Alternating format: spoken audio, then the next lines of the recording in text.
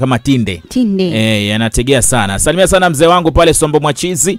Bila shaka naendelea kutegea pale. Dada yangu pale Maki Cosmasi anapata burudani pia bila shaka. Mamake Abbas mama mdogo sana, mke wa baba mdogo Salimu Hanje Ndegu akiwa mtumwa Dubai pia anapata burudani pale. Yani wote kifika kila mahali ina tune ni pale. Kweli. Inapendeza sana jamaa zangu pale. Asante sana kwa mzee wangu pale Joho Mangale pia asante sana.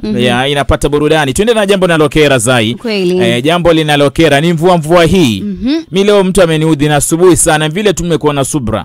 Wajua hizi mvua kama mwenzako anatembea kwa mguu, wewe una pikipiki yako, jaribu kwa mstaarabu.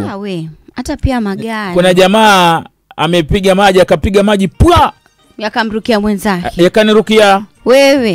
Pole. Na vile na miguu, yani miguu yangu si mizuri sana, nikawa na vandala. Sasa wao inakera. Tafadhali waweza fanya hivyo siku moja mtu akumake alafu jioni nini?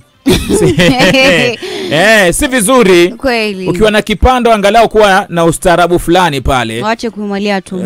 Waache kuchotena maji machafu.